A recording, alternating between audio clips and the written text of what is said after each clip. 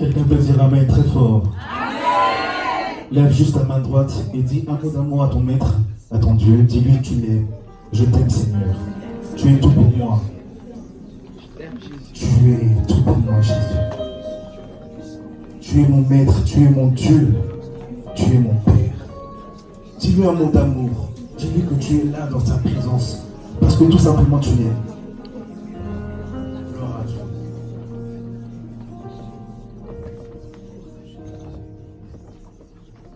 Amen. Est-ce que nous pouvons très fort acclamer le Seigneur?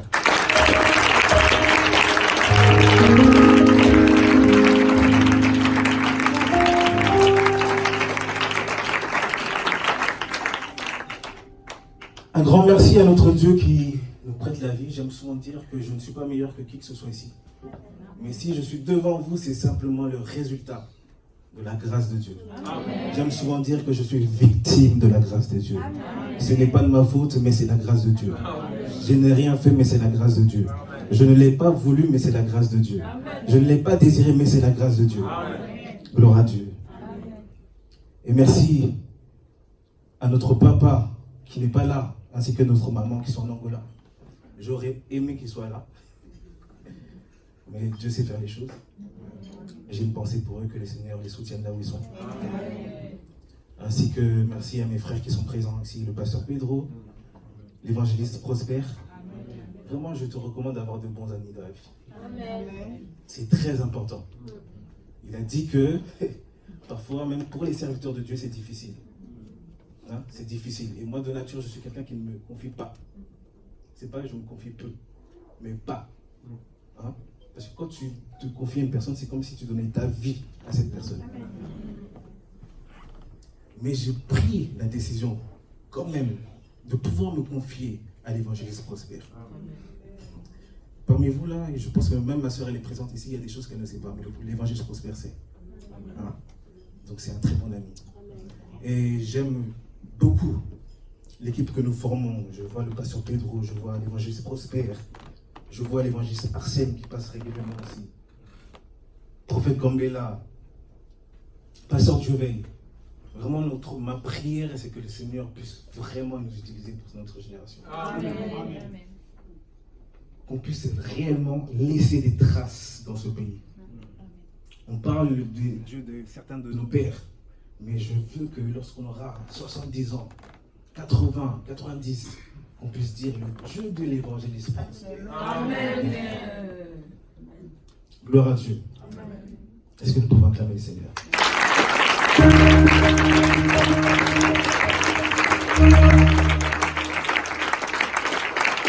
ne suis pas venu seul, je suis venu avec des frères et sœurs qui m'accompagnent. Est-ce que vous pouvez simplement lever vos mains, que l'église puisse là.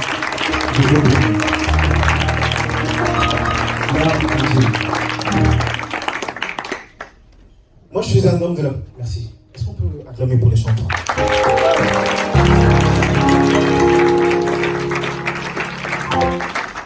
Je suis un homme de la parole. Alors ce que nous allons faire ce soir, c'est que nous allons travailler la parole. Dis à quelqu'un, nous allons travailler la parole. Ok. Nous allons lire dans un livre que tu lis rarement, le livre de Tite. Tite, chapitre 1. Nous allons lire du verset 7 jusqu'au verset 9, mais le verset qui m'intéresse, c'est le verset 9. Le verset 9 qui m'intéresse. Et on lit à partir du verset 7. Est-ce que tu as trouvé? Qu'il me soit permis à ceux qui sont encore assis de vous mettre debout afin d'honorer la parole de Dieu. Tite chapitre 1 du verset 7 au verset 9. Je lis dans la version Semeur. En effet, c'est l'apôtre Paul qui parle à son fils spirituel Tite. En effet, il est nécessaire qu'un dirigeant d'église soit irréprochable, puisqu'il a la responsabilité de la famille de Dieu. C'est pourquoi il ne doit pas être ni imbu, ni lui-même ni coléreux, ni buveur, ni querelleur, ni attiré par des gains malhonnêtes. Qu'il soit au contraire hospitalier, ami du bien, réfléchi, juste, saint et maître de lui-même. Qu'il soit fidèlement attaché à la parole certaine, qui est conforme à ce qui lui a été enseigné. Ainsi, il sera en mesure d'encourager les autres selon l'enseignement authentique et de réfuter les contradicteurs. Je relis le verset 9. Qu'il soit fidèlement attaché à la parole certaine. Dis à quelqu'un qu'il soit fidèlement attaché à la parole certaine. Qui est conforme à ce qui lui a été enseigné. Dis après moi, qui a été conforme à ce qui lui a été enseigné. Ainsi, il sera en mesure d'encourager les autres selon l'enseignement authentique. Répète après moi. Ainsi, il sera en mesure d'encourager les autres selon l'enseignement authentique. Et de réfuter les contradicteurs. Dis après moi. Et de réfuter les contradicteurs. Seigneur Dieu notre Père, nous sommes dans ta présence. Fais-nous du bien. Parle-nous au travers de ta parole. Accorde-moi maintenant, je te prie, un esprit de sagesse et un esprit de révélation, afin que je puisse dire un mot, une phrase, qui puisse percuter le cœur de quelqu'un ce soir. Amen. Au nom de Jésus. Amen. Et tous les saints disent Amen. Amen. Vous pouvez vous asseoir.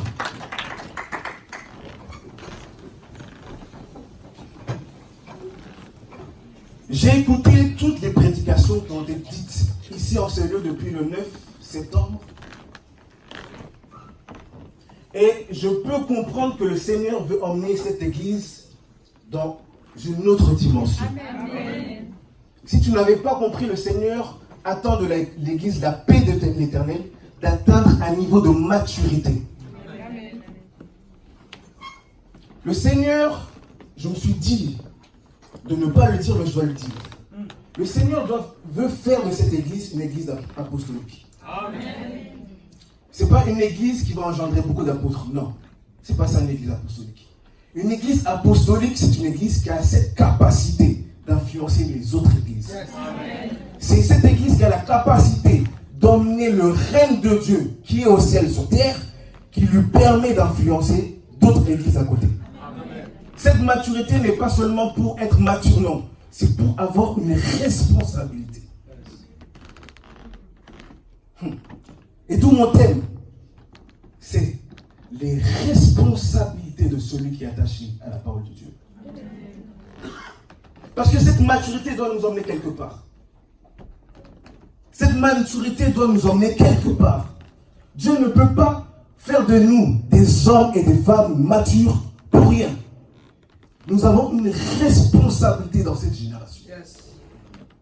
La paix de l'Éternel, le Seigneur Dieu, veut vous responsabiliser. Et ce n'est pas un honneur, ce n'est pas un privilège. Je répète, c'est une grosse responsabilité. Si vous n'accomplissez pas ce que le Seigneur vous demande d'accomplir, vous serez jugé sévèrement. La paix de l'Éternel. Mais si vous accomplissez ce que le Seigneur vous demande de faire, vous serez des hommes et des femmes bénis. Amen. Le monde entier parlera de vous. Amen. Je dis le monde entier parle de déjà, le monde parle déjà de vous. Mais le Seigneur vous emmène dans une autre dimension. Amen. J'étais au Canada il y a quelques mois. J'ai rencontré une sœur qui m'a parlé de la paix de l'Éternel. Vous êtes suivis au Canada. Amen.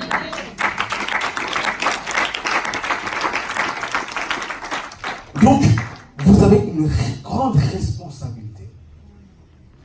Pourquoi Dieu veut faire de toi un homme ou une femme mature? Deux raisons. La première raison que le Seigneur veut, c'est parce que Jésus revient bientôt. Et l'une des raisons ou l'une des images de l'enlèvement de l'Église, c'est un mariage.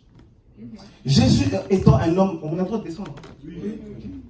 Parce que dans d'autres églises, il ne faut pas descendre, ils vous quittent la tête. L'une des raisons, l'une des images de l'enlèvement de l'Église, c'est un mariage. Et Jésus étant un homme mature, il ne peut pas se marier avec une jeune fille. Amen. Excusez-moi le terme que je vais utiliser. Jésus n'est pas pédophile. Jésus n'est pas pédophile. Tu dois atteindre cette maturité, justement, parce que tu dois aller à la rencontre de ton Seigneur Jésus-Christ. la rencontre de notre Seigneur Jésus-Christ. Et c'est l'une des raisons pour laquelle Jésus ne revient pas encore. Parce que l'Église, je parle dans le sens général, l'Église n'a pas encore atteint cette maturité. L'Église doit atteindre cette maturité pour que le Seigneur Jésus-Christ puisse venir prendre sa fiancée en mariage. Amen. Première raison. Deuxième raison. La deuxième raison pour laquelle le Seigneur Jésus-Christ veut que tu sois mature, c'est tout simplement pour que tu puisses occuper une responsabilité. On ne confie pas une responsabilité à un immature.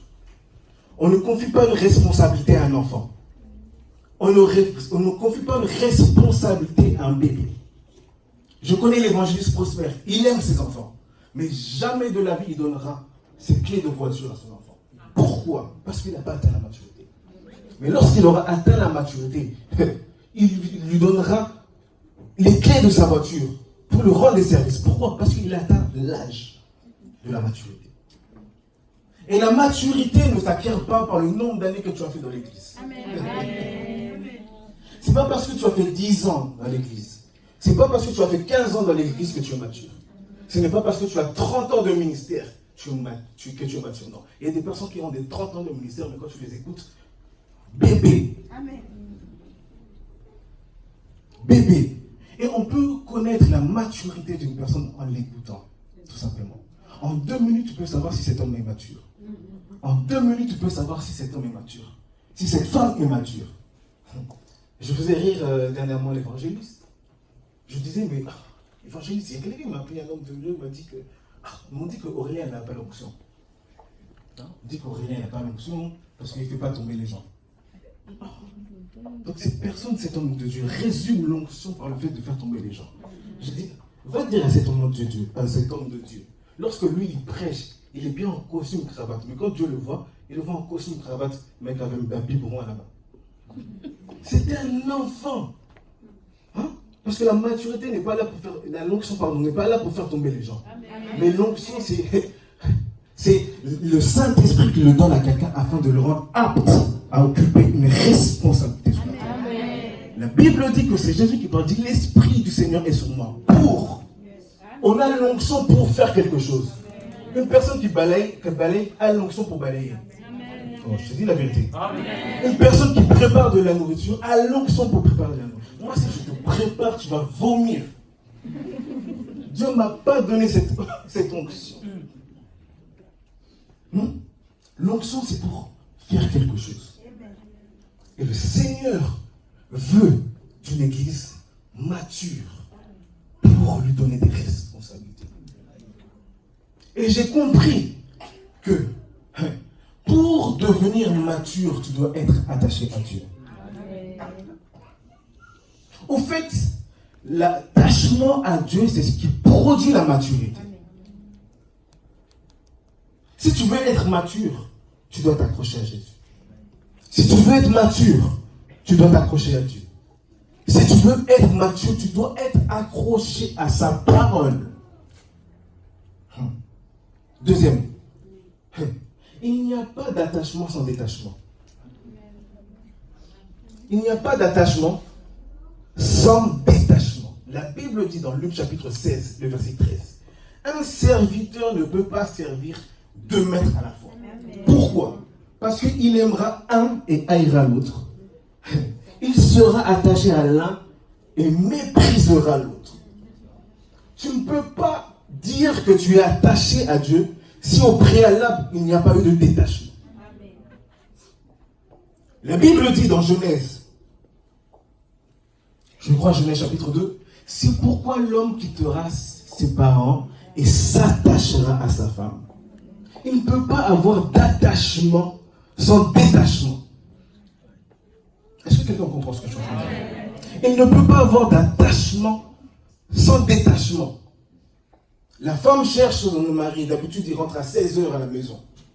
Mais ce jour-là, elle appelle son mari, chérie, tu es où? Oh, je suis allé chez mes parents, je suis allé prendre mon goûter. La femme, parce que souvent c'est les femmes qui préparent les vacances, etc. Elle prépare les vacances, elle demande, chérie, il faut qu'on aille en Espagne. Et l'homme dit, non, il faut que je demande à ma mère si je peux aller en Espagne. cet homme ne s'est pas encore détaché. Et lorsqu'il y a détachement, il n'y a pas détachement, il n'y a pas d'attachement. Parce que ça brouille les pistes. Hein? Dis à ton voisin, détache-toi pour t'attacher. Dis bien, détache-toi pour t'attacher. Dis-le bien, il n'a pas bien compris. Détache-toi pour t'attacher. Il n'y a pas de détachement. Il n'y a pas de d'attachement sans détachement. Je disais que l'attachement à Christ est la base et le fondement solide d'une vie chrétienne. Celui qui est attaché à Christ finit par avoir le caractère de Christ. Celui qui s'attache à Christ finit par avoir le caractère de Christ. Ce qui prouve la maturité d'une personne, c'est le fait de refléter Christ sur la terre. Pourquoi? Parce que Dieu, écoutez, les païens n'ont pas besoin de lire la Bible pour savoir que je suis chrétien. Là, j'ai une veste bleue. Je n'ai pas besoin de prier en langue pour te dire que ma veste est bleue. Toi-même, avec tes yeux, tu vois que ma veste est bleue. C'est la même chose. Les païens, quand ils te voient, ils vont dire, lui, il est chrétien. Parce que la véritable maturité, c'est lorsqu'on tend vers Christ. Lorsque tu tends vers Christ, lorsque tu tends vers la stature de Christ, on peut dire que tu es un homme mature. Alléluia. On cherche Pierre. Pierre, on a arrêté Jésus, etc. On a arrêté Jésus. Et Pierre est quelque part. On dit, mais toi, tu étais avec Jésus. Je dis, non. Moi, je n'étais pas avec Jésus. Première fois. Toi, tu étais avec Jésus. Non, moi, je n'étais pas avec Jésus. Troisième fois. Toi, tu étais avec Jésus. Non. Je n'étais pas avec Jésus. La Bible dit que ces gens-là ont dit que ton langage t'accuse. Celui qui a le caractère de Christ a le langage de Christ. Amen. Celui qui a le caractère de Christ a le langage de Christ. Mais tu ne peux pas avoir le langage de Christ aussi longtemps que tu n'es pas attaché à sa parole. L'évangile Prospère a prêché ici. Attache-toi à la parole de Dieu. Pourquoi? Parce que lorsque tu t'attaches à la parole de Dieu, tout ce qui sort de ta bouche, c'est la parole de Dieu. Amen. Aujourd'hui, nous racontons beaucoup d'histoires. Il y a même des prédications. Attention, il faut faire attention à certaines prédications que nous écoutons. Amen. Le gars sort un verset, mais tout ce qu'il dit, c'est des histoires. Amen. J'étais parti à Paris, après j'ai rencontré une femme, je lui ai imposé les mains, elle était guérie. Merci. J'ai un business, ça marche bien, j'ai beaucoup d'argent. Merci. Mais prêche-nous la parole de Dieu. Amen. On ne base pas la foi sur des témoignages, mais sur la parole de Dieu. Amen. La Bible dit que la foi vient de ce qu'on entend. Et ce qu'on entend, c'est la parole de Dieu. Ce qui engendre la foi dans le cœur d'une personne, c'est l'écoute de la parole de Dieu. Amen. Et si tu n'écoutes pas la parole de Dieu et que tu exposes tes oreilles à beaucoup d'autres paroles, ta foi baisse. Parce que la foi peut augmenter. Ta foi d'aujourd'hui ne doit pas être la même foi de demain. Si aujourd'hui tu as la foi de petites choses, demain tu dois avoir la foi de grandes choses. Mais ce n'est pas seulement en le disant, mais c'est en écoutant la parole de Dieu. Alléluia. Est-ce que tu peux lever ta main et dire gloire à Dieu? Reprenons le verset que nous avons lu. Nous sommes dans le livre de Tite. Le livre de Tite, c'est un épître de l'apôtre Paul, c'est un épître pastoral. Quand on parle d'épître pastoral, on pense à 1 Timothée, 2 Timothée et Tite. C'est-à-dire que l'apôtre Paul donne la direction à ses fils spirituels comment gérer l'église. Si tu veux connaître l'organisation de l'église, le rôle des frères et des sœurs, lis 1 Timothée, 2 Timothée, Tite. C'est là que tu auras la connaissance du rôle de l'église. Parce que l'église, c'est la propriété privée de Jésus. Et on ne peut pas jouer avec. Nous tous, comme nous sommes là, nous sommes des serviteurs de l'église. La Bible dit, je bâtirai mon église. Je, ce n'est pas toi, c'est Jésus. C'est Jésus qui bâtisse son église. Mais comment il bâtisse? Comment il bâtit son église? En utilisant les serviteurs. Parce que c'est eux qui ont le modèle, le plan de Dieu pour bâtir. Et pour te rendre mature. Éphésiens chapitre 4, le verset 11. Il a dit qu'il a nommé les uns comme apôtres, prophètes, évangélistes, pasteurs et docteurs pour le perfectionnement des saints. Le mot perfectionnement, c'est pas te permet de devenir parfait, mais plutôt d'atteindre la maturité. Est-ce que je suis en train de parler à quelqu'un? Le perfectionnement, tu peux l'avoir que auprès de ses serviteurs. C'est pour ça que j'ai aimé ce que Pauline a dit. Tu dois aimer les serviteurs de Dieu. Il faut aimer les serviteurs de Dieu. Et c'est les serviteurs de Dieu qui donnent des responsabilités.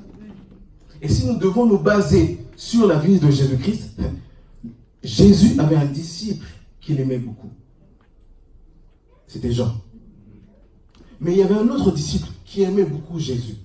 C'était l'apôtre Pierre. Mais je me suis posé la question, évangéliste, comment se fait-il que Jésus ne confie pas l'église à Jean, mais il confie l'église à Pierre? Et j'ai compris qu'on ne confie pas une responsabilité à ceux qu'on aime beaucoup, mais plutôt à ceux qui nous aiment beaucoup. Amen. Si je t'aime beaucoup, j'aurai la facilité de te donner une responsabilité. Mais ce n'est pas le modèle biblique. Le modèle biblique est que toi, tu dois beaucoup m'aimer afin que je puisse te donner une responsabilité. Est-ce que tu aimes beaucoup Jésus pour qu'il puisse te responsabiliser? Est-ce que tu l'aimes? La Bible dit, 1 Tite chapitre 1, le verset 9, qu'il soit fidèlement attaché à la parole certaine. Dans d'autres versions, on parle de la doctrine.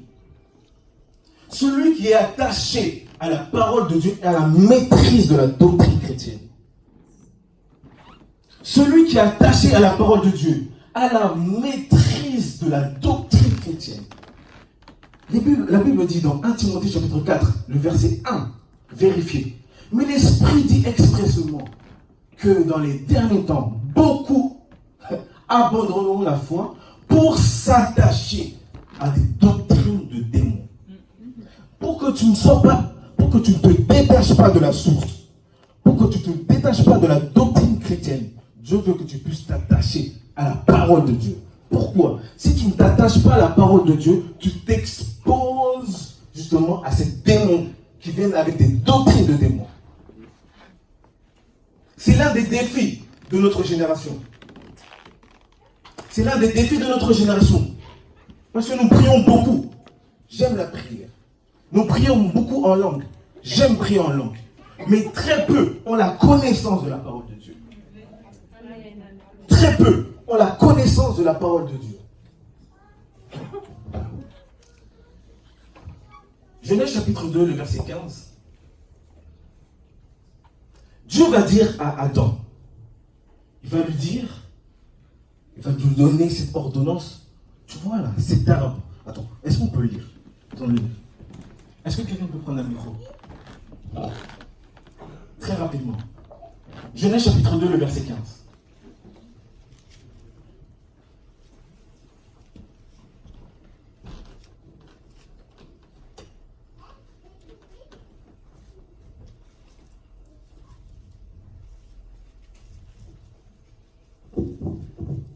Genèse chapitre 2, verset 15. Oui. Je lis au nom de Jésus. Amen. L'Éternel Dieu prit l'homme et le plaça dans le jardin d'Éden pour le cultiver et pour le garder. Verset 16. L'Éternel Dieu donna cet ordre à l'homme. Tu pourras manger de tous les arbres du jardin, mais tu ne mangeras pas de l'arbre de la connaissance du bien et du mal, car le jour où tu en mangeras, tu mourras. Ok. Dieu va dire, Dieu va dire à Adam, je te plante dans ce jardin pour que tu fasses quoi? Cultiver et travailler ce jardin. Mais tu vois cet arbre dans ce jardin, ne le mange pas, parce que le jour où tu mangeras, tu feras quoi? Tu mourras. Lorsque Dieu le dit à Adam, Ève n'est pas là. Elle est là, présente dans Adam. Nous avons vu avec l'apôtre que quand Dieu a créé l'humain, il était masculin et féminin. C'est-à-dire que le féminin de Ève n'était caché dans Adam. C'est comme moi. Je ne suis pas encore un mari, mais mon Ève est caché en moi. Il faut que Dieu puisse m'endormir afin qu'il puisse sortir Ève de moi. Si tu n'es pas encore marié, si tu es une femme, sache que tu es encore caché. Ok. Adam a écouté l'ordonnance de Dieu. Dieu va endormir Adam. Ève va sortir.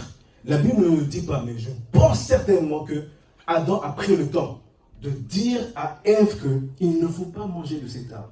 Parce que si on mange du fruit de cet arbre, nous allons faire quoi? Nous allons mourir. Ok. Maintenant, écoute la réponse de Ève face au questionnement du serpent. Genèse chapitre 3, verset 2. Dans le verset que nous venons de lire, nous avons bien vu que cet arbre, ce fruit, il fallait seulement ne pas le manger. Mais écoute la réponse de Ève. Genèse chapitre 3 au verset 2. La femme répondit au serpent, nous mangeons du fruit des arbres du jardin, mais quant au fruit de l'arbre qui est au milieu du jardin, Dieu a dit, vous n'en mangerez point, et vous n'y toucherez point de peur que vous ne mouriez. Reprends. Mais quant au fruit de l'arbre qui est au milieu du jardin, Dieu a dit, vous n'en mangerez point, et vous n'y toucherez point de peur que vous ne mouriez. Dieu a dit qu'il ne fallait pas manger de ces fruits-là, mais il n'a pas dit qu'il ne fallait pas toucher de ces fruits. Quand Dieu parle à Adam, il lui dit, ne mange pas du fruit de cet arbre. Mais quand Ève répond, elle dit que nous ne mangerons pas du fruit de cet arbre, mais nous ne toucherons pas du fruit de cet arbre. C'est-à-dire que cette parole du Seigneur, de Dieu, n'avait pas réellement pénétré le cœur de Ève. Pourquoi? Parce qu'elle ajoute. La Bible dit qu'on n'ajoute pas, qu'on ne retranche pas. On doit prononcer la parole de Dieu telle qu'elle est. Amen. Et ça, c'est un problème pour nous, surtout nous qui avons beaucoup fait d'années dans les églises. Nous avons beaucoup de versets que nous n'avons jamais lus, mais que nous avons entendus. Par exemple, Jean chapitre 3, le verset 16. Je ne l'ai jamais lu, mais je le connais. Je l'ai déjà lu, mais avant que je puisse le retenir, je le connaissais parce que je l'avais beaucoup entendu. Et souvent, nous faisons l'erreur, justement, de dire beaucoup de choses que nous pensons être dans la parole de Dieu, mais qu'il n'y est pas. Parce qu'on nous a ajouté et retranché. Dis à ton voisin, ne ajoute pas, ne retranche pas. Il y a une histoire dans une église, pas très loin d'ici, j'étais le de l'église, et c'était en veillée de prière. Vous savez, les veillées de prière, surtout chez les Africains, là, quand ça chauffe là, c'est terrible. Et il y avait une maman dans cette veillée, elle, dans cette église, elle fait que de répéter les phrases des personnes qui sont autour d'elle. C'est-à-dire que si un frère dit Adonai ici, elle va répéter Adonai. Elle va dire merci Adonai, elle va répéter merci Adonai. Oh merci Dieu mon Père, elle aussi elle va répéter merci Dieu mon Père.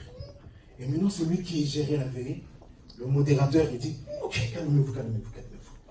S'il y a quelqu'un qui est poussé par le Saint-Esprit, qui puisse lever sa voix et commencer à prier. Maintenant, cette maman-là qui répétait, elle, son rôle, c'est seulement de répéter. Elle a pris son courage à deux mains. Elle dit, non, moi je prie. Elle vient, elle commence à prier. Elle dit, merci, oh merci, Abdoulaye. Tu es 3 fois 5. En pleine veillée de prière. C'est-à-dire quoi? Elle, quand elle entend Adonai là-bas dans sa tête, elle entend Abdoulaye. Quand on dit 3 fois 5 ici, elle en entend 3 fois 5. Je pense que c'est une histoire vraie. Et ça, beaucoup le font. Nous disons beaucoup de choses que nous pensons être dans la parole de Dieu, mais c'est complètement dehors. Un jour, je suis allé dans une famille. Oh, nous avons le serviteur de Dieu Aurélien. Nous allons prier avec lui. Vous savez, quand on t'honore comme ça, là, tu sens un peu les... ça fait un peu des digui-digui dans le cœur. Je dis, ok, d'accord. Nous allons... Tenons-nous dans la main. Tout, on prend de la main. Et les gens qui commencent à dire, hein, vous savez toujours des histoires. Vous n'êtes encore rien dit, mais tu sens déjà... tu sens déjà les... qui ça commence à monter. Et moi, je viens... Et moi, comme j'aime beaucoup balancer des versets comme ça, je balance un verset et les gens disent Amen! Oh, c'est la vérité! Mais en balançant ce verset, moi-même, j'étais convaincu que ce verset n'était pas dans la Bible. Et pire encore, j'étais dans la maison d'un pasteur et le pasteur a dit Amen. J'ai fait yeah! Pasteur! C'est-à-dire, je me suis trompé, je suis rentré chez moi pour vérifier. Je fais Aurélien, t'as fait une grave erreur. Mais mon cœur n'était pas mal parce que moi j'avais fait l'erreur, mais surtout pour les frères et sœurs qui étaient présents, qui ont dit Amen à quelque chose qui n'était pas vrai. Frères et sœurs, tu as besoin d'avoir la maîtrise de la parole de Dieu. La maîtrise de la doctrine chrétienne. C'est ce qui nous manque. Tout ce que tu fais, tout ce que tu dis, tu dois être en mesure de le justifier bibliquement. Je répète.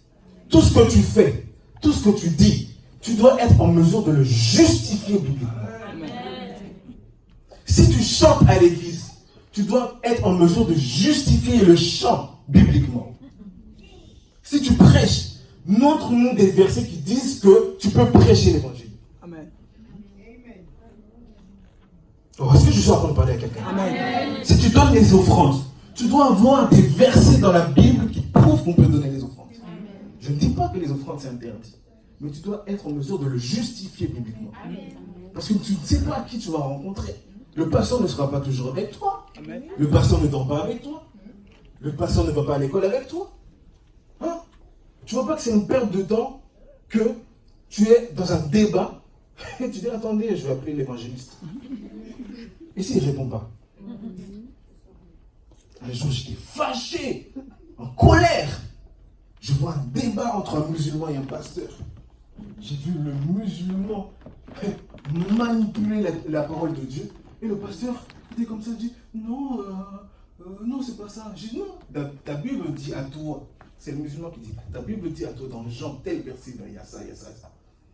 Maintenant, toi, prouve-moi le contraire.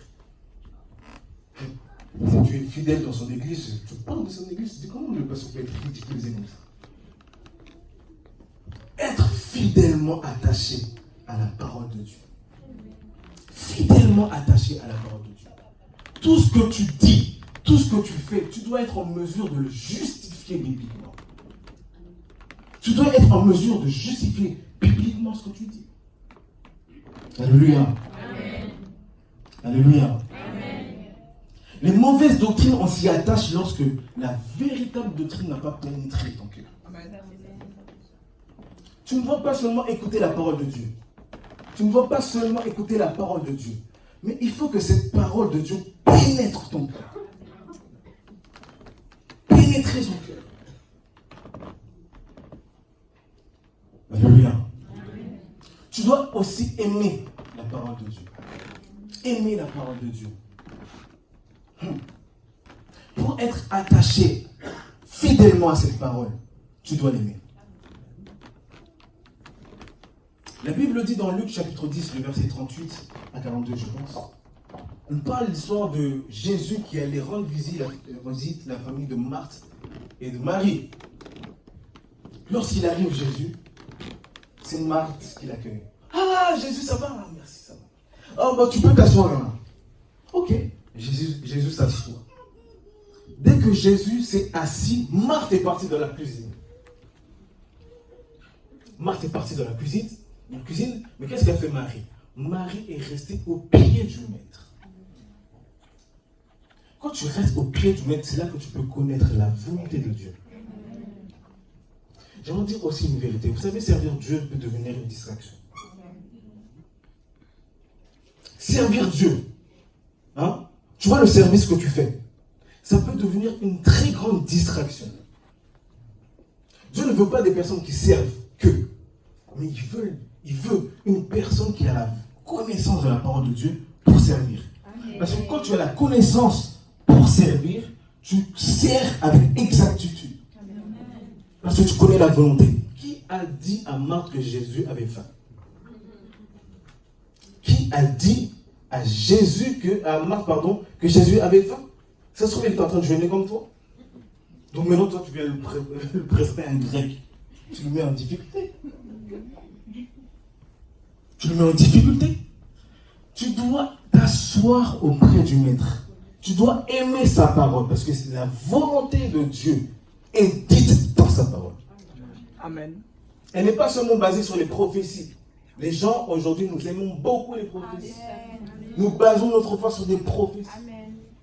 Il y a même des couples qui ne se forment pas prophéties.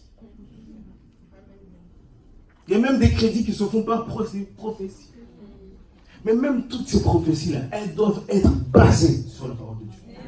Aucune prophétie est en dehors de la parole de Dieu. Aucune. Parce que Dieu ne fait rien en dehors de sa parole.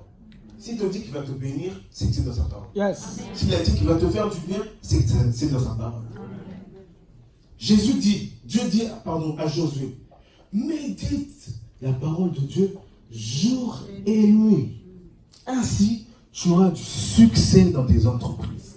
J'aimerais dire à quelqu'un que le succès est possible. Oh, je répète bien, le succès est possible. La réussite est possible. Dieu peut faire de toi un homme de distinction. Dieu peut faire de toi une forme de distinction. Parce que le succès est possible. Mais pour que le succès arrive dans ta vie, tu dois être un homme, une femme qui médite la parole de Dieu. Et puis, Dieu ne dit pas seulement à Josué que tu dois méditer, mais il lui donne même la fréquence de méditation. Oui. Jour et nuit. Pas de temps en temps. Pas seulement que le dimanche. Il y a des frères ici qui lisent la Bible seulement le dimanche. J'aime un frère qui m'a dit, regarde, si ta Bible est trop propre, c'est que tu ne lis pas beaucoup la Bible. Amen. Si ta Bible est trop neuve, hein, ça brille, c'est bien beau. C'est bien beau, mais tu ne lis pas la Bible. Quelqu'un qui lit la Bible, tu vois les feuilles sont fatiguées, tu sens que ça ne va pas là, comme disent les Congolais. Tu vois que la Bible là, lui, il dévore la parole de Dieu. Tu dois aimer la parole de Dieu. Tout ce que tu dis ne doit être que le reflet de la parole de Dieu. Alléluia. On revient sur le passage de Tite. Qu'il soit fidèlement attaché à la parole certaine, qui est conforme à ce qui a été enseigné. Ainsi, il sera en mesure d'encourager, selon l'enseignement authentique. L'objectif n'est pas seulement d'avoir une grande connaissance de la parole de Dieu. L'objectif n'est pas seulement qu'on puisse dire que non, lui, il connaît la parole de Dieu. Lui, il est très fort, très profond dans les Écritures. Mais cette connaissance doit t'emmener à encourager un frère et une sœur. Parce que si tu ne savais pas, il y a des gens qui souffrent véritablement. Il y a des gens qui souffrent véritablement. Et même là, si nous devons être sincères, si chacun devrait ouvrir son cœur, je pense qu'on partirait ici à 5 heures. Parce qu'il y a tellement de problèmes, de souffrances. De souffrances. Les souffrances font partie de la vie du chrétien, certes. Mais nous avons quand même besoin des paroles pour fortifier. La Bible dit, fortifiez-vous les uns les autres. Fortifiez-vous les uns les autres. Mais tu ne peux pas fortifier quelqu'un seulement avec de l'argent. L'apôtre Pierre va dire que nous n'avons ni or ni argent. Mais ce que j'ai, je te le donne. Qu'est-ce qu'il avait? La parole en lui. Lorsque tu dégages la parole de Dieu, en fait, c'est Dieu qui t'a mis une autorité en toi pour bénir une personne. Regardez bien. L'apôtre Pierre dit, nous avons ni or ni argent. Il était avec qui? Avec Jean. Il dit, nous avons ni or ni argent. Mais ce que j'ai, je te le donne. Là, il rentre dans le domaine de la puissance et de l'autorité. Là, c'est plus nous, c'est je. Ce n'est plus nous, c'est je. Yes. Tu dois être en mesure de dire je devant les problèmes. Tu dois être en mesure de dire ce que j'ai, je te le donne devant un frère, une soeur qui a des soucis, qui a des problèmes. Un jour, une soeur vient à l'église, a passé par des moments très très très difficiles. C'était la fin de l'année dernière, fin 2018. Elle était à la gare, elle passait vraiment des moments très difficiles. Jusqu'à telle enseigne qu'elle a voulu se suicider. Elle a vu un train, elle a dit non, moi je vais me jeter. Parce que j'en ai marre de ma vie. J'en ai marre, je ne peux plus, c'est plus possible. Ce n'est plus possible. Et je ne sais pas comment ça s'est fait. Quand elle a voulu se jeter, le Saint-Esprit va projeter mon visage chez cette sœur. Je vous parle d'une histoire vraie. Ce n'est pas une jeune fille, c'est une maman. le Saint-Esprit va prendre mon visage et va projeter devant cette sœur. Quand elle a vu mon visage, elle a dit non, je ne me jette plus. Mais par contre, demain, j'irai à l'église. Et le dimanche, moi, j'étais très mal. Moi aussi, j'étais pas bien. J'étais pas bien. Mais c'est moi qui devais prêcher. Vous savez, on ne prêche pas seulement quand on va bien. Amen. Des fois, ça ne va pas, tu as pleuré toute la nuit. Mais c'est comme c'est toi qui dois prêcher, quand tu prêches. Et j'ai l'impression que souvent, mes prédications sont meilleures quand je ne vais pas bien. Quand je vais trop bien, les prédications, on dirait que ça ne passe pas. Et je me rappelle de mon message, c'était ce qu'il te faut absolument pour avoir une vie chrétienne heureuse. Moi, ne connaissant pas son problème. Et ce qu'il fallait absolument pour avoir une vie chrétienne heureuse, c'était la joie. J'ai parlé de la joie du Seigneur. La joie dans les épreuves, la joie dans les difficultés, la joie dans la maladie. Et je vois une sœur qui vient me voir à la fin du culte, pleurant. Elle pleure. Je dis, oh, qui t'a frappé? Elle me dit, non, Aurélien, ton message, c'est exactement ce que je devais entendre. Hier, j'ai voulu me suicider, elle me raconte cette belle histoire. Et aujourd'hui, j'ai compris pourquoi le Seigneur a pris ton visage et me l'a montré. Elle ne savait pas que c'était moi qui allais prêcher. Souvent, je ne le dis pas quand je prêche. Je fais exprès. Il y a des gens qui veulent savoir, ah, c'est qui prêche? Ah, celui-là, ah, je veux venir. Quand c'est là, je ne viens pas. Et moi, je ne dis jamais quand je veux prêcher. Je laisse. Et le Saint-Esprit va montrer ce visage à cette sœur. Frère, la parole de Dieu est une puissance. Ne livre pas la parole de Dieu comme si c'était un livre banal. Hein? Ce n'est pas un livre de Tintin, ce n'est pas un livre de Kirikou, tout ça. C'est la parole faite chair. C'est l'incarnation de la personne de Jésus-Christ. Et lorsque tu prêches, lorsque tu dis une parole, tu ne sais pas la puissance que tu dégages dans la vie de cette personne. Le Seigneur a besoin que tu sois attaché à la parole de Dieu pour encourager ce genre de personnes. Amen. Attaché à la parole de Dieu pour encourager. Attaché à la parole de Dieu pour fortifier. Attaché à la parole de Dieu pour relever celui qui est. Là dehors, il y a beaucoup de personnes qui sont par terre. La Bible dit dans Romains que la création attend avec un ardent désir la révélation des fils. Mais les fils, lorsqu'ils ils vont se manifester à cette création, qu'est-ce qu'ils vont leur dire? C'est la parole de Dieu. Amen. C'est la parole de Dieu qui fortifie. C'est la parole de Dieu qui permet qu'une personne puisse se convertir. Dire à quelqu'un de venir à l'église ne suffit pas. Prêche-lui la parole de Dieu. Parce que nous avons limité l'évangélisation à l'invitation. Beaucoup nous invitons. Qui t'a dit, ah, tu es venu, ah, tel frère est venu, ah, qui vous a invité? Oh, c'est la sœur Marguerite. Et la sœur Marguerite est fière.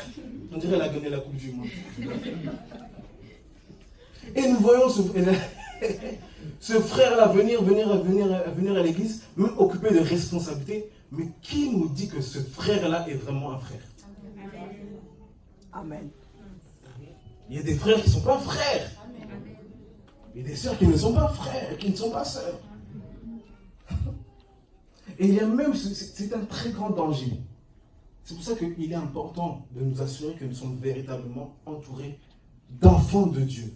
Si tu lis Actes chapitre 2, le verset 42, même pour faire partie de cette église de Jérusalem, la Bible dit que le Seigneur a ajouté à l'église ceux qui étaient sauvés. Pour faire partir de l'église de Jésus, de Jérusalem, il fallait être sauvé. C'est-à-dire quoi? Tu te convertis dehors, on te prêche dehors, on t'évangélise dehors. Quand on s'assure que tu es véritablement un enfant de Dieu, c'est là qu'on t'ajoute à l'église. Non, aujourd'hui, c'est pas ce qu'on fait. C'est qu'on invite tout le monde, n'importe qui, vient à l'église. Ce n'est pas mauvais.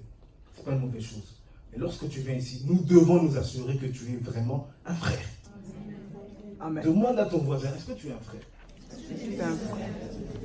Si c'est une sœur, demande-lui si c'est une sœur. Toi, tu dis frère, c'est pas bien. Alléluia. Alléluia. Ainsi, il sera en mesure d'encourager les autres selon son enseignement authentique et de réfuter les contradicteurs. J'aimerais qu'on puisse lire un passage. Actes chapitre 18, verset 24 à 28. Actes chapitre 18, du verset 24 au verset 28. C'est là que je vais terminer et après nous allons prier. Actes chapitre 18, verset 24. Un juif nommé Apollos, originaire d'Alexandrie, homme éloquent et versé dans les Écritures, vint à Éphèse.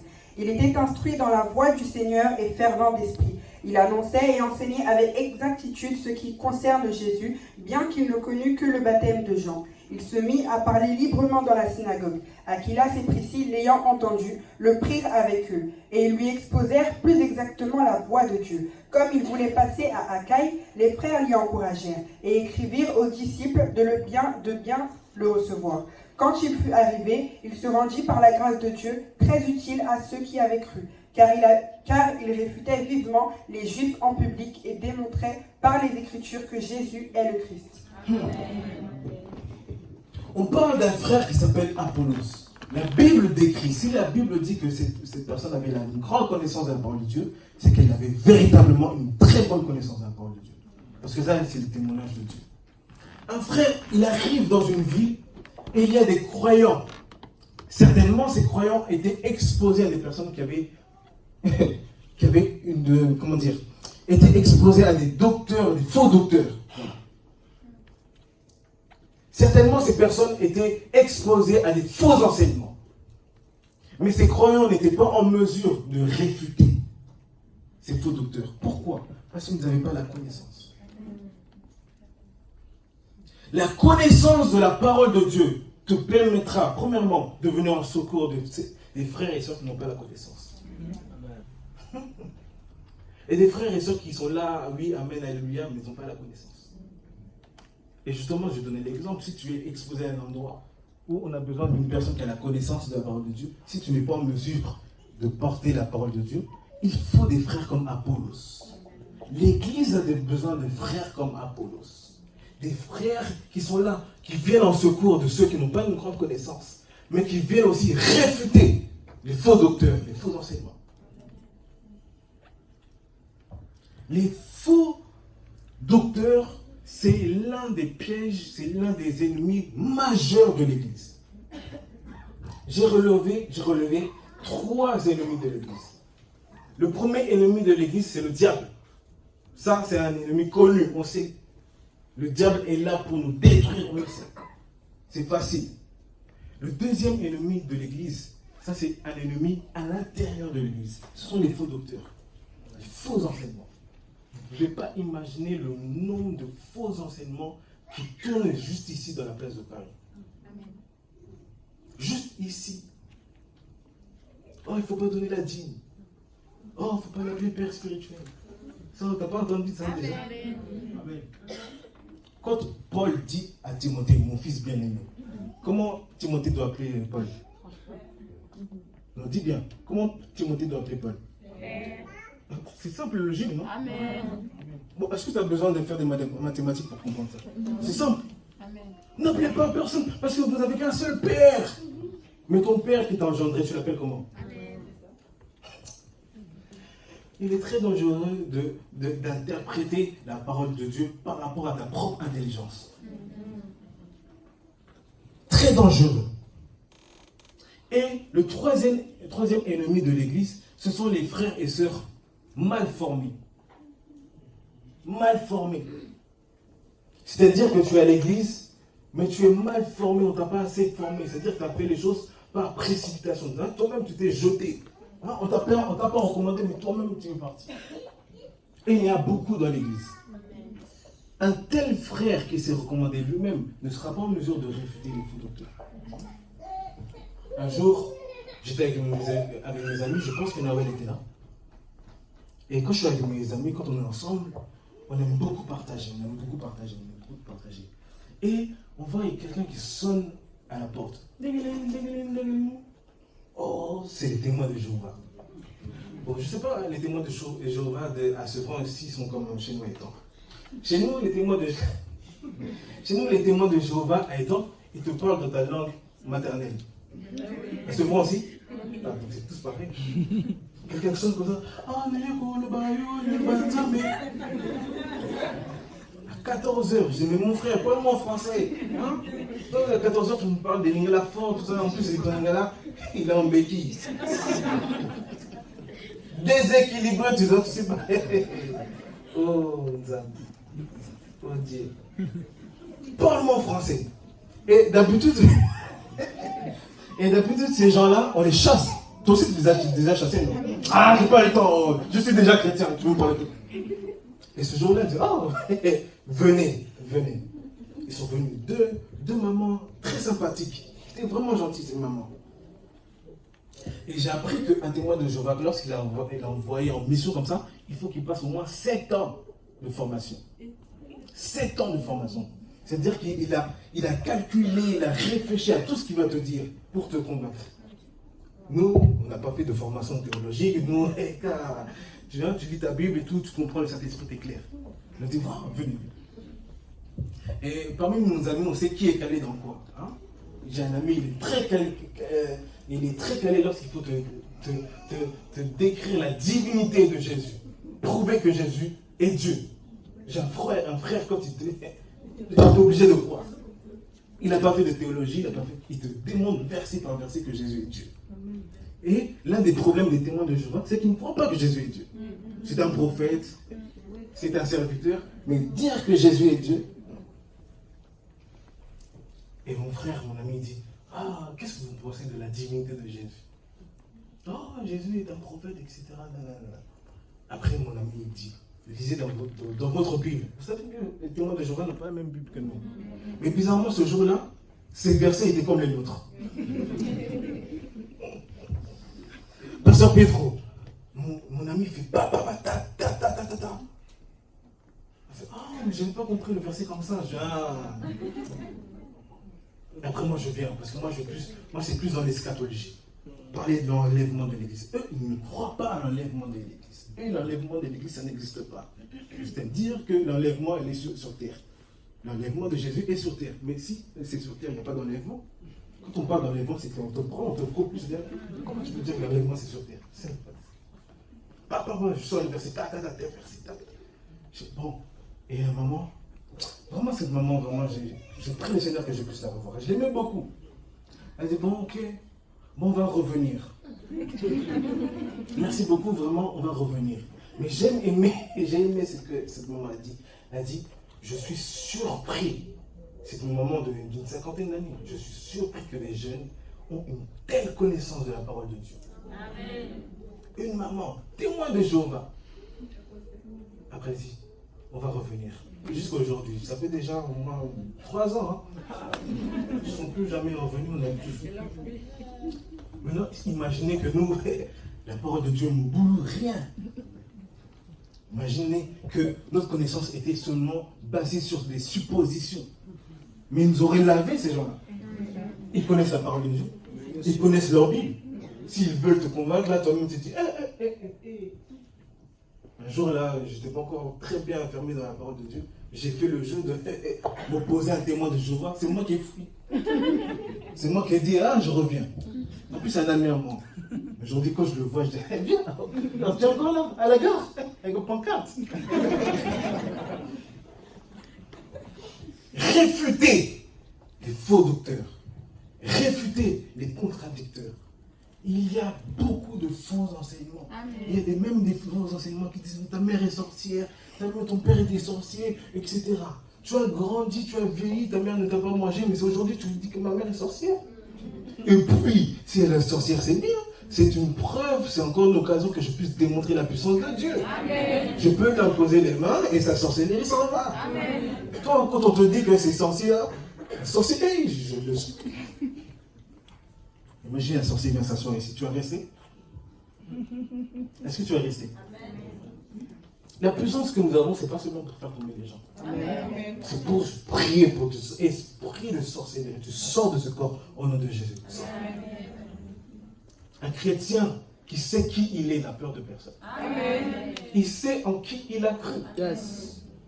Nous n'avons pas cru à un Jésus aux cheveux blancs avec les yeux bleus. Nous avons cru à un Jésus extrêmement puissant. Amen.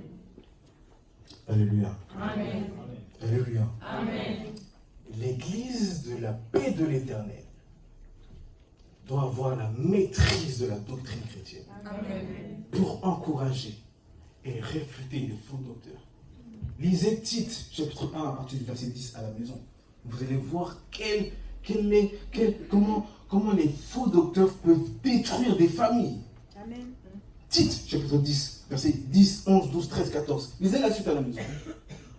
Ce que l'apôtre Paul dit à Tite, j'ai l'impression que c'est encore valable aujourd'hui. Oui. C'est terrible. Des familles disloquées. Des familles, vraiment, tu te dis que, waouh, comment se fait-il que le diable puisse détruire une famille à ce niveau-là? Mais le Seigneur a besoin des gens comme toi et moi pour réfuter les faux docteurs. Amen. Alléluia. Amen. Courbons nos fronts, nous allons prier.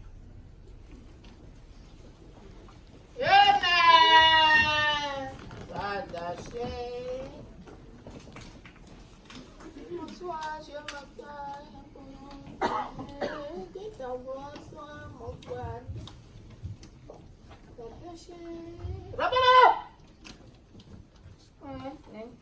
N'est pas d'amour, c'est ta belle sincérité pour chercher Jésus.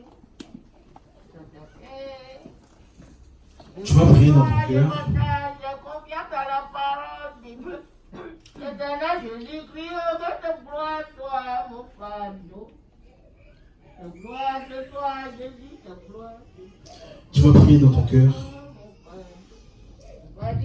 Tu vas demander au Seigneur Jésus-Christ qu'il puisse augmenter ta capacité intellectuelle afin de comprendre les Écritures et afin d'encourager ceux qui sont autour de toi et réfuter les faux docteurs. Augmenter cette capacité, augmenter cette sagesse. Je ne l'ai pas dit, on n'est pas assez attaché au Seigneur. Si tu crois que tu es déjà attaché au Seigneur, tu peux encore le plus le faire. Chaque jour, tu peux davantage t'attacher au Seigneur. La tempête peut arriver, elle arrivera. Mais ceux qui restent solidement fermes dans leur foi, ce sont ceux qui sont attachés au Seigneur. Demande au Seigneur que tu puisses t'attacher davantage à sa parole. Non pour prouver ta connaissance, pour être en mesure d'occuper ce genre de responsabilité.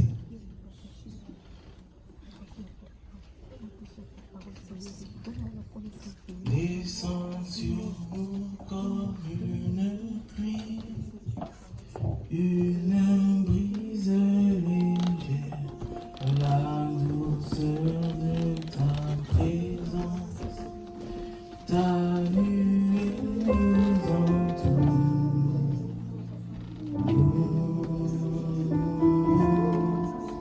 Ta nuée nous entoure.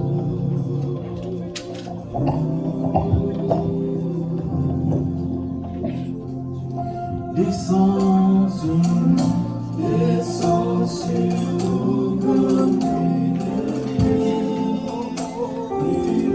brise légère dans la douceur de ta présence.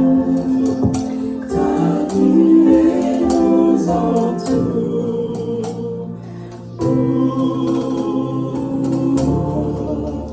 Ta nuée nous entoure.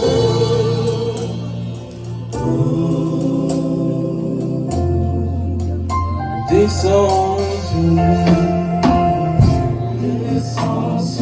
nous comme une brise légère dans la douceur de ta présence. Ta nuée nous entoure.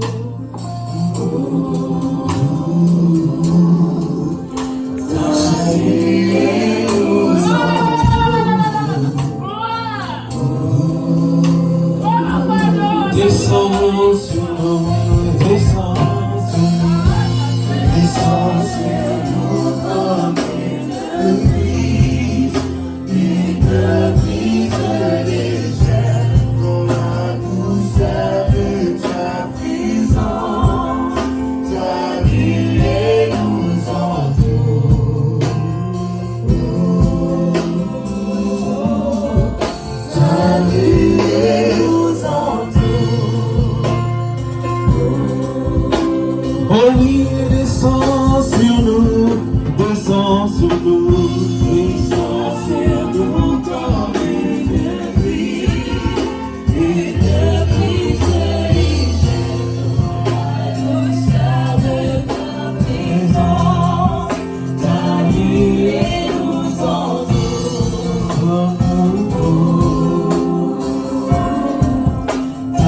nuée nous entoure. Oh oui, descends sur nous, descends sur nous, descends sur nous, descends sur nous, comme une pluie légère. Nous sommes dans tes ans, la nuée nous entoure. Ta nuée nous entoure.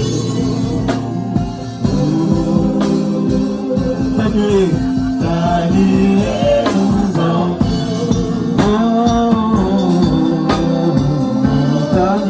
Ta nuée nous entoure. Oh oui, ta nuée nous entoure. Ta nuée nous entoure. Oh oui, ta nuée nous entoure. Ta nuée nous entoure.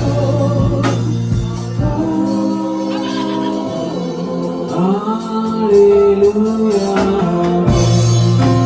Amen. Amen. Alléluia. Amen. Amen. Alléluia.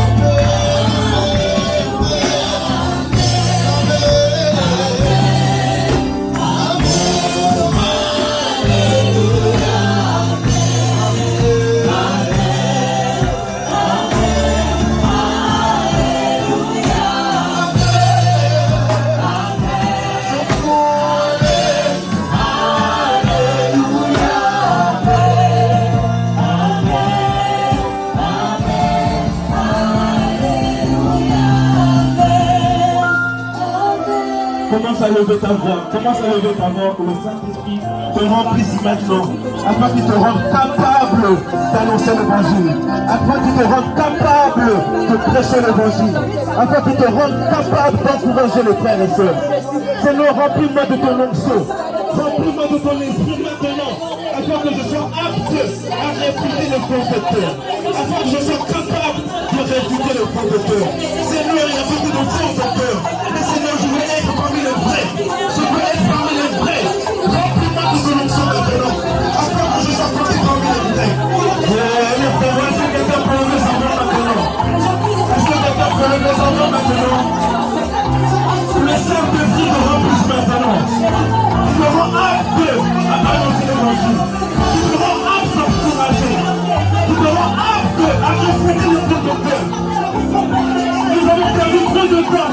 Mais maintenant, nous devons démontrer la puissance de Dieu au travers de la parole. Seigneur, rends-moi apte. Remplis-moi de ton esprit. Maintenant, remplis-moi de ton esprit. Un esprit de sagesse, Seigneur. Un esprit d'intelligence. Afin que je puisse encourager les frères et sœurs. Dieu, est-ce que quelqu'un peut prier? Est-ce que quelqu'un peut prier maintenant? Est-ce que quelqu'un peut prier maintenant? Seigneur, remplis-moi maintenant de ton esprit. Seigneur, remplis-moi maintenant de ton esprit. Seigneur, remplis-moi de ton esprit.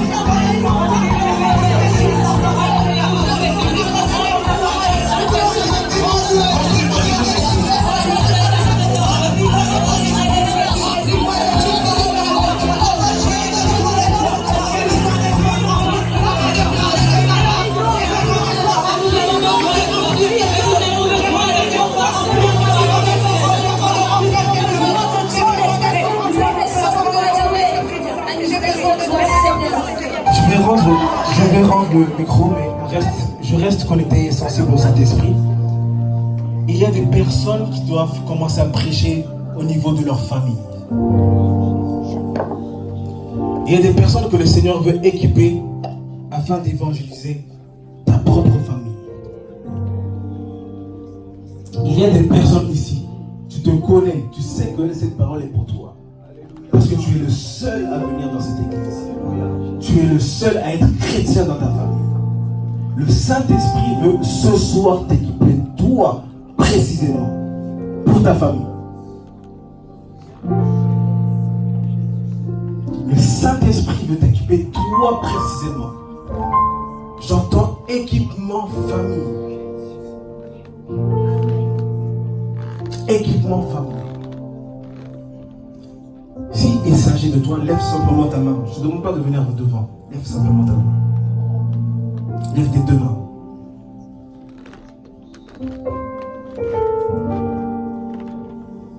Merci pour les mains qui se lèvent. Est-ce que vous pouvez lever bien haut vos mains?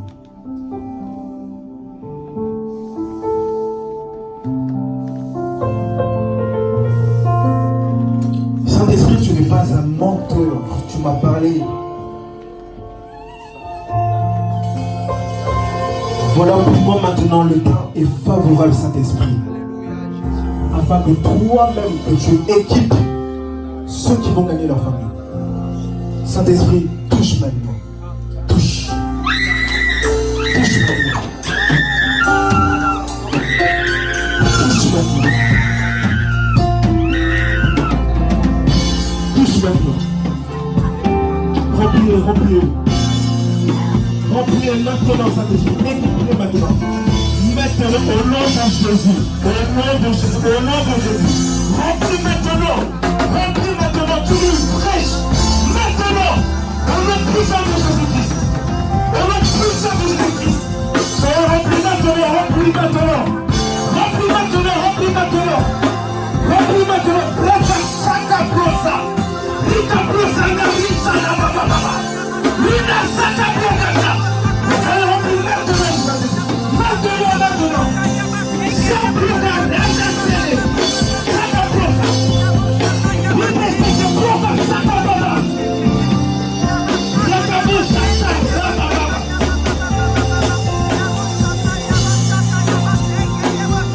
Sans remplis maintenant. Remplis maintenant. Sans remplis maintenant. Maintenant, sans remplis maintenant. Oui, oui, oui, oui, oui, ça c'est le Saint-Esprit. Ça c'est le Saint-Esprit, ça c'est le Saint-Esprit. Ça c'est le Saint-Esprit. Maintenant, maintenant. C'est complètement rempli.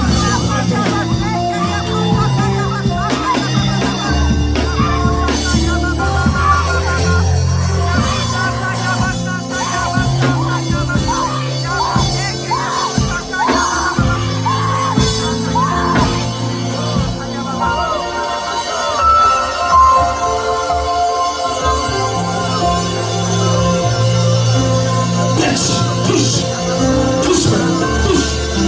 Remplis maintenant, remplis maintenant. Remplis maintenant, remplis maintenant.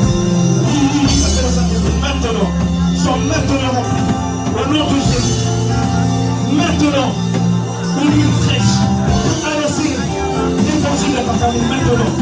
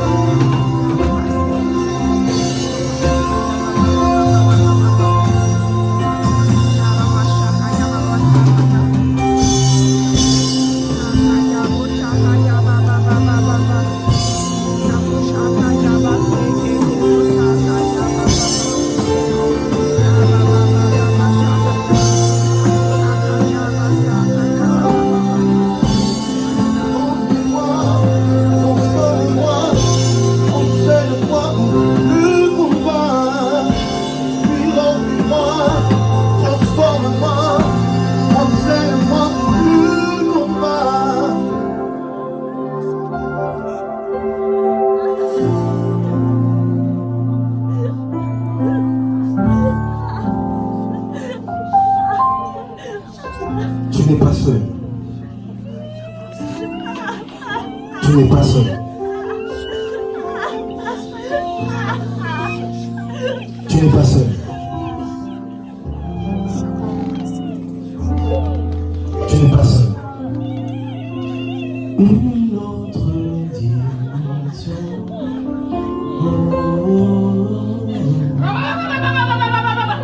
Une autre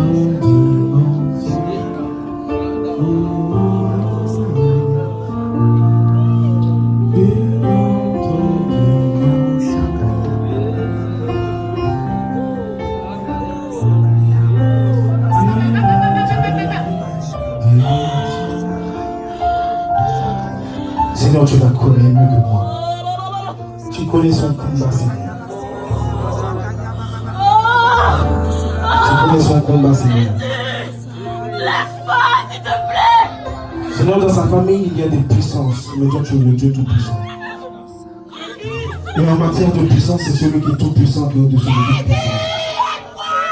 Que cette puissance soit transmise maintenant dans la vie de cette sœur. Au nom de Jésus.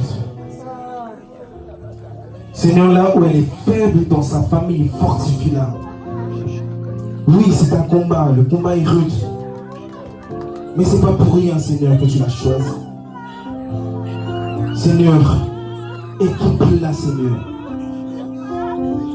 Rends-la invisible contre toute attaque de l'ennemi. Mais rends-la puissante face aux géants de sa famille. Je déclare en qualité de ton serviteur qu'elle va gagner sa famille. Je déclare en qualité de serviteur qu'elle va gagner sa famille. Le combat est dur, mais la victoire est certaine au nom de Jésus. Le combat est dur, mais la victoire est certaine. Dans le nom puissant de Jésus. Sois maintenant rempli du Saint-Esprit. Sois maintenant rempli du Saint-Esprit. Maintenant. Oui. Seigneur, remplis-le d'un esprit, d'une onction de paix. Seigneur, dans les troubles de sa famille. Seigneur, remplis-la de paix. Elle est dans l'église, la paix de l'Éternel. Que la paix qui accompagne son ministère s'attache à sa vie maintenant. Maintenant, au nom de Jésus. Maintenant, au nom de Jésus.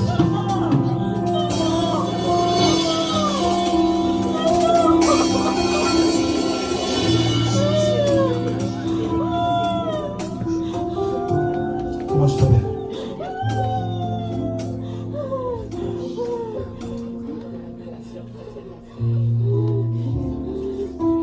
Tu ne peux pas imaginer la force que tu as.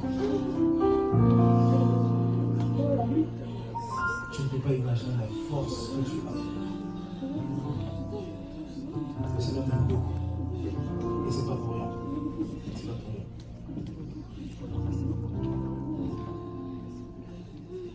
On ne donne que des grands combats à ceux qui sont forts. On ne sélectionne que ceux qui sont meilleurs. Dans ta famille, tu as été sélectionné. Pas pour que tu te vantes, mais pour que tu puisses gagner. Vous allez voir dans sa famille, les gens vont commencer à venir. Ici. Avant la fin de cette année, si je mens, si cela ne s'arrive pas, dites que je suis un menteur. Vous allez voir, avant la fin de cette année. Si tu crois à cela, dis très fort amen. Avant la fin de cette année, évangéliste, il y aura des membres de sa famille. Ils vont venir un à un. Peut-être pas tous d'un coup, mais un à un. Parce que le Saint-Esprit est avec nous. Est-ce que quelqu'un peut acclamer le Seigneur?